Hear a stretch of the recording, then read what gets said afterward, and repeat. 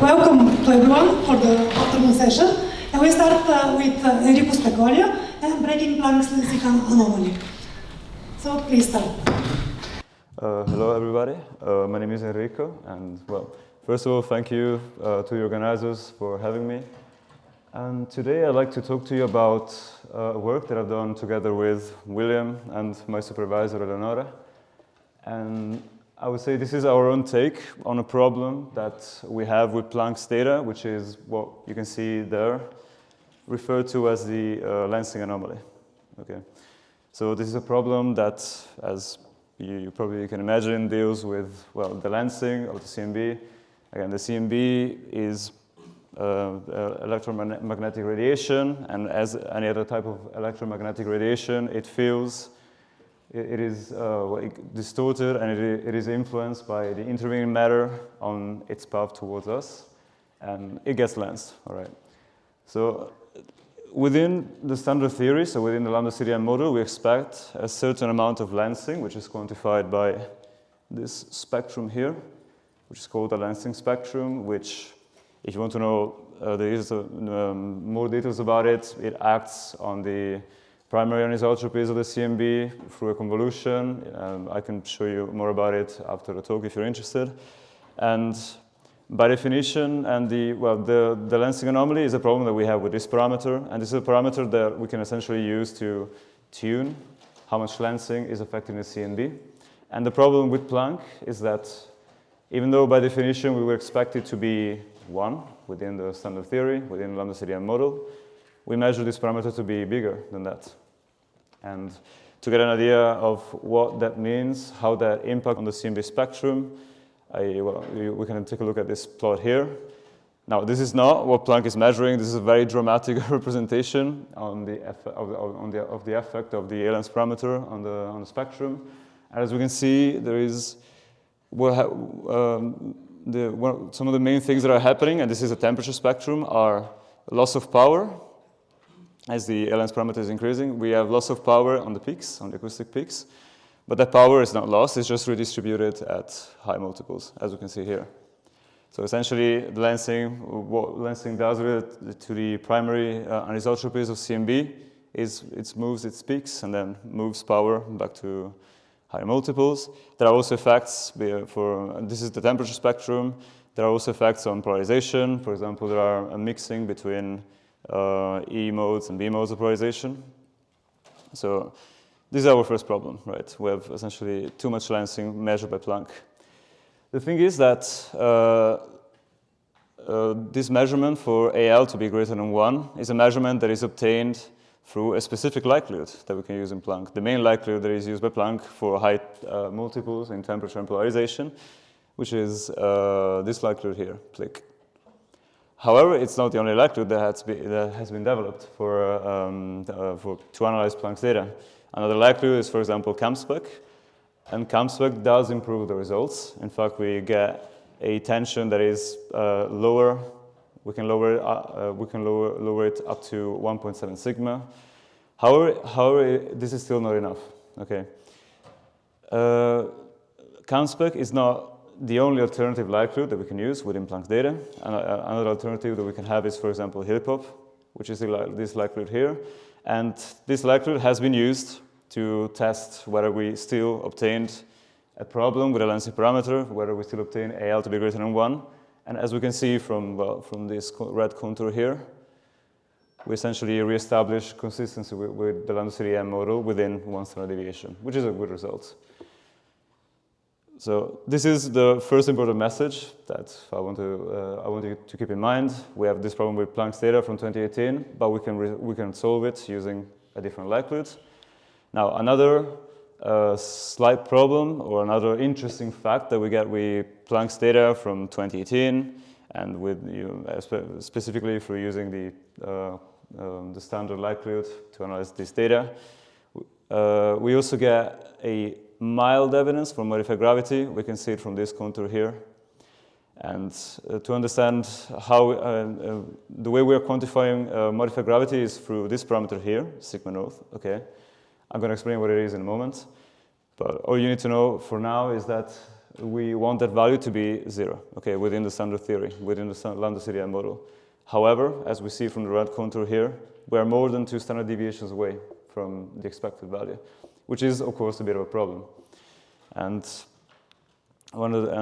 to better understand what this parameter is, it is again a parameter that quantifies a modification of gravity. It quantifies how much we're moving away from the standard theory.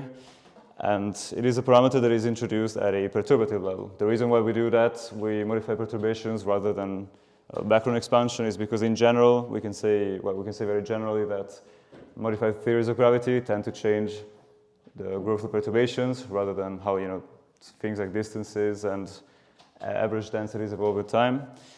And this parameter specifically is part of one parametrization of modified gravity, which is called mu sigma parametrization. And we call it this way in a very unimaginative way because mu and sigma are the 2 parameters that are changing respectively the Poisson equation, equation number 3, and the Lansing equation that we have in a linear order in the lambda CDI model. And we change them by simply adding them in a way that could seem arbitrary, but it's not really, by adding these 2 parameters within the equations here. It is not really arbitrary because, for example, our equation 3, the modification we have in equation 3, can, in specific models of modified gravity, it can indicate a modification of Newton's constant of gravitation, for example. Okay. At the same time, sigma, which is probably the parameter that is most that is more relevant for this analysis, as we've seen also previously, because it's the parameter that is in tension with the lambda CDI model. This is a parameter that changes how Lansing in general behaves within your theory of gravity. Right, so again, we have a problem with Planck. We know that we measure a deviation from gravity. And the reason why this is a problem is that essentially we do not see this in other CMB data, in other CMB measurements. Here are 2 examples. On the left, we got ACT. As you can see, on the line where sigma should be 0, we have a consistency. We measure sigma to be 0 both with ACT and SPT, as you can see also on the right-hand side. So this essentially leads us to 2 main problems, right? We have a problem with Lansing, with the 2018 data, and we also have a problem with an apparent detection for modified gravity, right? So what we decided to do was since we saw that using a different likelihood and new data, the PR4 data, solved the Lansing problem within Planck, we also tried to see if the same happened for its apparent, the mild evidence that it detected for modified gravity. And apparently it does. In fact, we can see that on the right-hand side, this is the old data contour with the Planck likelihood, which is the one that is problematic, and it's giving us evidence for modified gravity. Well, this contour gets shifted towards the left, and it gets to be this green-looking contour here. And as you can see, we are basically restoring consistency with the lambda CDI model. And in fact, within 1 standard deviation, we are essentially within this point, which is the point that represents general relativity, right? So this is an extension of the results that I just told you. Again, by using the HiLLiPoP likelihood, we can see that we recover the results that we would expect within general relativity. That is true for the mu sigma parametrization, which is a parametrization of modified gravity that I just told you about. But it is also true for alternative parametrizations, and an example is this parametrization here, which is encoded by this parameter here, gamma. Gamma here is the parameter that similarly to sigma, it describes a slip from general relativity. And the reason why we expect the reason why this is a powerful probe of possible modifications of gravity is that while within the lambda CDI model we expect this to be to take a value that is around 0.55. This is a little less intuitive, but it's obtained numerically. So while we expect in general relativity to get this value, at the same time in other theories of gravity, this value, the value for gamma, is supposed to take very different values, very different numbers. So if we measure this parameter, we find it to be different from 0.55, just like we did for sigma, then it means that we might be looking at modified gravity. But this is again not what we find with HiLLiPoP. Okay, HiLLiPoP gives consistency, as we can see here, with within one standard deviation. It gives consistency with general relativity. Okay, so this is, I think, a very good thing. Okay, because we've seen that by using HiLLiPoP and by using new data of Planck, the Lansing problem has improved. We basically don't have it anymore. We also see the disappearance of the slight hint that we saw before for modified gravity. So we saw that essentially this was the problem we started out with, and at the same time we also find a possible solution, and the solution can be found into exchanging likelihoods using different data, which is a good message. Again, these two problems were problems that were inherent with Planck. ACT and SPT, other CMB probes did not see that. Weak Lansing probes also didn't see that. And so at this point we asked ourselves if, since we saw that changing likelihoods solve both problems, could these two things be related to each other? And the answer is once again affirmative. And in fact we see, and this is a fact that is intrinsically related to, well, CMB data, these two parameters are correlated to each other, which essentially means that a detection for, at least with the old data, if we wanted to recover general relativity, we would have at the same time to ask for additional Lansing in the CMB. And at the same time, if you wanted to recover the amount of Lansing that we expect in the CMB, we would also require modified gravity. Okay. This is not new. It's already been pointed out.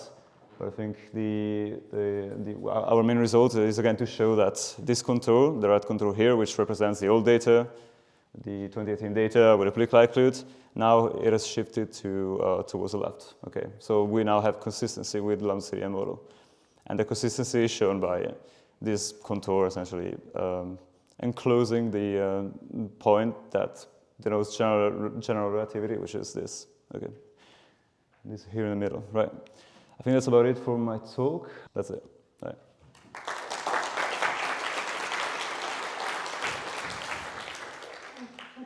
Thank you for being so much on time.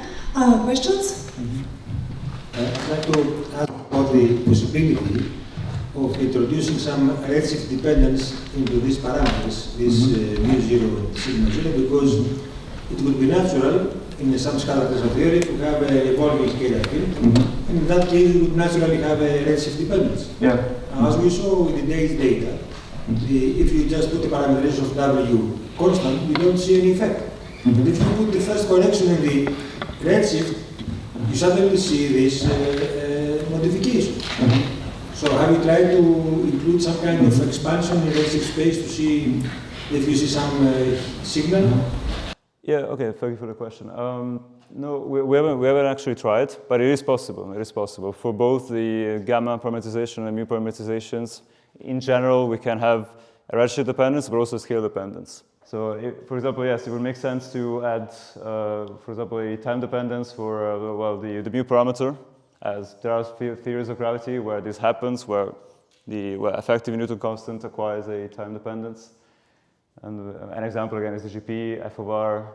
So yeah, we haven't tried to do it, but it can surely be done. Yes. Is there a scalar tensor theory which would lead to a constant? Usually, have tried to construct a theory for a constant. Is it possible to make such a theory, or is it just a parameter? It is in general. It is well, for example, gamma. It can be approximated as constant very well for I think quintessence models. Not so, and some modified gravity theories, but there are also some examples where this is not the case.